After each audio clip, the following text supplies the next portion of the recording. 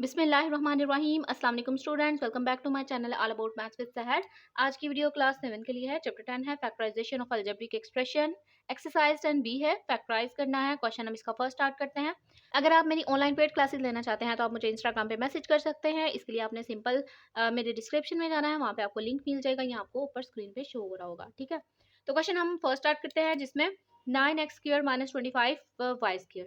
तो जब इस तरह की फॉर्म आ जाती है कि कुछ स्केयरिंग की फॉर्म हो, कोई दो वैल्यूज हो। अब देखिए दो टर्म्स हैं, ठीक है, दो टर्म्स है और कुछ आपको स्केयरिंग की फॉर्म में नजर आ रही है और सेंटर में है माइनस। जब इस तरह की फॉर्म आ जाती है तो हम ना कुछ फॉर्मूला यूज करते हैं और इसमें ट्रिक यूज करनी होती है। और किस तरीके से हम सॉल्व करेंगे इसको नेक्स्ट में बताते हैं। फर्स्ट ऑफ ऑल क्वेश्चन को एज अ सोल्यूशन लिख लेते हैं। अब यहाँ पे मैं फॉर्मूला लिख रही हूँ। फॉर्मूला कैसे, जैसे मैंने आपको बताया है कि अगर स्केलिंग नजर आ रही है दो वैल्यूज की और सेंटर में माइनस आ जाता है, इसी तरीके से अगर फर्स्ट का स्केयर हो माइनस सेकंड का स्केयर हो, दो वैल्यूज हैं उनका स्केयर है सेपरेट सेपरेट और सेंटर भी आ गया माइनस, तो इसको कैसे हैंडल करते हैं। First and second, first and second, first and second दो दफा लिख लिया, एक दफा कर देना दोनों को प्लस, एक दफा कर देना दोनों को माइनस, और इन दोनों के दरमियान में कोई भी साइन नहीं, यानी कि मल्टीप्लिकेशन का साइन हो जाएगा। ठीक है, यहाँ पे हमने मल्टीप्लिकेशन कंसीडर करना है कि मल्टीप्लिकेशन है क्योंकि ब्रैकेट्स हैं। तो हम जो है वो इस सारी वैल्यू को इस फॉर्मूले के अकॉर्डिंग जो है वो सॉल्व करेंगे। तो सबसे पहले हम देख लेते हैं क्या हमारे पास ये चीजें हैं। फर्स्ट का स्केयर माइनस सेकंड का स्केयर। फर्स्ट का स्केयर आपको नजर आ रहा है, होल का नजर नहीं आ रहा, अभी सिर्फ और सिर्फ किसका वेरिएबल का स्केयर है। तो हम ना नंबर्स को देख लेते हैं, शायद कि यहाँ पे ना कुछ परफेक्ट स्केयर बन रहा हो जिसकी वजह से होल में स्केयर आ जाए। तो 9 आपको नजर आ रहा है, 9 की जगह हम लिख सकते हैं 3^2, बिकॉज 3 3 सा 9 होता है ना, तो 2 टाइम है। तो अकॉर्डिंग टू एक्सपोनेंशियल रूल जब हमारे पास बेसिस बिल्कुल सेम हो और वो मल्टीप्लाई हो रही हो तो हम उनकी पावर्स को कर देते हैं ऐड। तो इसी तरीके से मैं यहाँ पे 9 की जगह 3^2 लिख रही हूँ, और ये मैं इसलिए कर रही हूँ ताकि हमारे पास जो फर्स्ट है, यानी कि अब देखें ये तो सिंगल वैल्यू है ना, 4 वैल्यूज भी आ सकती है, 5 भी आ सकती हैं। ठीक है, तो हमने ना उनका कॉमन स्केयर निकालना होता है। 9 की जगह मैं लिख रही हूँ 3^2, x^2 तो पहले से ही था। 25 का भी आपने परफेक्ट स्क्वायर ढूंढना है। तो जैसे कि हमें पता है 5 5 25 होता है ना, और अगर इसको एक्सपोनेंशियल फॉर्म में कन्वर्ट करूं अकॉर्डिंग टू एक्सपोनेंशियल रूल तो ये हमारे पास 5^2 हो जाएगा। तो मैं 25 की जगह डायरेक्टली क्या लिख रही हूँ 5^2, y^2 पहले से ही था। अब मैं इनके स्क्वायर्स को बाहर निकाल रही हूँ। एक और एक्सपोनेंट रूल यहाँ पे अप्लाई होता है कि जब हमारे पास बेसिस डिफरेंट हो और पावर सेम हो तो हम क्या करते हैं, पावर को एक दफा बाहर ब्रैकेट में लिख देते हैं। सेम दूसरे पे यही रूल अप्लाई होगा। अब अगर आप इसको गेस करें, इसको थोड़ा सा ऑब्जर्व करें तो आपको ये फर्स्ट उसका स्केयर है, तो यहाँ पे भी फर्स्ट का स्केयर है माइनस सेकंड का स्केयर, माइनस सेकंड का स्केयर, यानी कि ये फॉर्म बन गई हमारे पास फॉर्मूले की फर्स्ट फॉर्म। तो अब हमने इसको कन्वर्ट करना है सेकंड फॉर्म में, जो कि क्या है first plus second, first minus second. तो सबसे पहले ना आप फर्स्ट और सेकंड ढूंढ लें। फर्स्ट क्या है, ये स्केयर के बगैर वाली वैल्यू है 3x। सेकंड क्या है, ये बाद वाली माइनस के बाद वाली वैल्यू जो है ना 5 उसका स्केयर के अलावा, यानी कि स्केयर को खत्म करने के बाद जो वैल्यू बचती है वो हमारे पास सेकंड है। तो जैसे कि हमें पता है first first second second, first first and second और सेकंड, एक दफा कर देना प्लस, एक दफा कर देना माइनस, तो एक दफा कर दिया प्लस, एक दफा कर दिया माइनस, तो ये हमारे पास फैक्टर्स की फॉर्म आ गई। क्वेश्चन नंबर 2 है 1 - 9c^2। तो इसको क्वेश्चन को एज अ सोल्यूशन लिख लेते हैं। आपने एक हिंट याद रखना है कि आप इसको किस फॉर्मूले से सॉल्व करेंगे। अब बेसिकली हमें पता है कि दो टर्म्स के दरमियान अगर माइनस आ जाता है और कहीं ना कहीं स्केयर आता है फर्स्ट का और सेकंड का, तो हम इस पे ये वाला फॉर्मूला अप्लाई करते हैं, difference of squares of two values. तो यहाँ पे मैं फॉर्मूला लिख देती हूँ। ठीक है, जैसे कि मैंने आपको बताया ना ये किस तरीके से सॉल्व होता है, अगर आप फॉर्मूला समझ आते हैं तो आपका क्वेश्चन जो है ना ऑटोमेटिकली हो जाता है। अब हमने देखना है माइनस भी हमारे पास मौजूद है, कहीं ना कहीं आपको सेकंड का स्केयर भी नजर आ रहा होगा। ठीक है, जैसे कि 9 है तो 3 की जगह 9 की जगह हम 3^2 लिख देंगे। 1 का भी स्केयर हम फाइंड कर सकते हैं। तो वी नो डैट कि अगर हम 1 का जो है वो 100 पावर भी दे दे तो 1 ही आता है, लेकिन हमें अकॉर्डिंग टू फॉर्मूला क्या चाहिए, स्केयर। तो मैं जो भी रिक्वायरमेंट होगी उसके हिसाब से उसकी पावर लगा दूंगी। सेंटर में माइनस 9 की जगह 3^2, जैसे कि हमें पता है कि 3 × 3 होता है ना, तो अगर हम एक्सपोनेंट रूल अप्लाई करें तो यहाँ पे बेसिस अगर सेम हो वो मल्टीप्लाई हो रही हो तो इनकी पावर्स को ऐड कर देते हैं। अब इनकी पावर्स वी नो डैट क्यों क्या है 1 1 है। सी स्क्वायर एज इट इज, अब होल में निकाल देते हैं जैसे कि हमने इनकी निकाली थी। इस पे भी एक्सपोनेंट रूल अप्लाई होता है कि बेसिस चेंज हो और पावर सेम हो तो हम पावर को एक दफ़ा बाहर लिख देते हैं।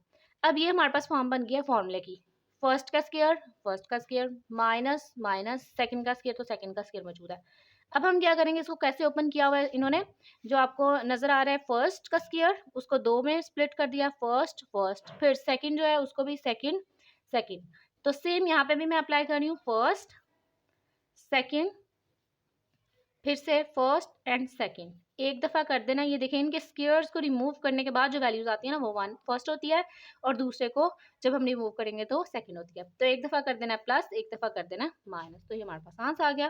क्वेश्चन नंबर 3 है m raise to power 2 n raise to power 2 minus p raise to power 2। तो हिंट फिर याद कर लें, हमारे पास कुछ ऐसी फॉर्म बन रही हो जिसमें फर्स्ट का स्क्वायर भी हो, सेकंड का स्क्वायर भी हो और सेंटर में ना माइनस हो, तो हम ऑब्वियसली ये वाला फॉर्मूला अप्लाई करते हैं। तो यहाँ पे सबसे पहले क्वेश्चन को एज अ सोल्यूशन लिख लेते हैं। अब यहाँ पे मैं फॉर्मूला भी लिख देती हूँ, फर्स्ट का स्क्वायर माइनस सेकंड का स्क्वायर हो तो हम क्या करते हैं इनके स्क्वायर्स को रिमूव करके first plus second and first minus second. First of all हम ये वाली फॉर्म बनाने की कोशिश करते हैं इस क्वेश्चन की, ठीक है। तो जैसे कि बेसिस चेंज हो और जो पावर है वो सेम हो तो हम क्या करते हैं, पावर को एक दफ़ा बाहर में लिख देते हैं ब्रैकेट के बाहर, ठीक है। और पी स्क्वायर है तो इसको बस सिंपल आप ब्रैकेट के बाहर लिख दो, इसको निकालने की जरूरत नहीं है, पहले से ही बाहर है, बस हमने एक फाइन लुक देने के लिए इसको क्या सिंपल किया है, इसको ब्रैकेट में अप्लाई कर दिया। तो एक दफ़ा हम कर देंगे प्लस और एक दफ़ा माइनस कर देंगे फर्स्ट एंड सेकंड वाली को। अब फर्स्ट क्या है, we know that this is first and this second, first and second same, first and second, एक दफ़ा कर देंगे प्लस और एक दफ़ा यहाँ पे हम कर देंगे माइनस, ठीक है। तो ये हमारे पास जो है ना वो इसका सिंपल सा आंसर आ गया। अच्छा जी, जो हमारे पास क्वेश्चन नंबर 4 है, 1 minus into P plus Q और उसका होल का स्क्वायर है, ठीक है। इसका होल का स्क्वायर पहले से ही बाहर निकला हुआ है, पहले जो हमारे पास वैल्यूज आ रही थी जिनका हमने स्क्वायर बाहर निकाला था वो मल्टीपल की फॉर्म में थी, ठीक है, मल्टीप्लिकेशन की फॉर्म में थी, ये जो है ना वो एडिशन की फॉर्म है। तो क्वेश्चन को पहले एज अ सोल्यूशन लिख लेते हैं और यहाँ पे साथ ही साथ फार्मूला भी लिख लेते हैं। देखें फार्मूला जो है वो बिल्कुल फिट हो रहा है इस वैल्यू पे, यानी कि ये वैल्यू हम उस फार्मूले से ही सॉल्व करेंगे जिससे हम पहले करते आ रहे हैं। फर्स्ट उसका हम स्क्वायर खुद ब खुद ले लेंगे, माइनस भी है सेंटर में और ये अब जो सेकंड है ना ये एक ना टर्म्स की फॉर्म में आ गई है, दो टर्म्स इसमें आ गई हैं।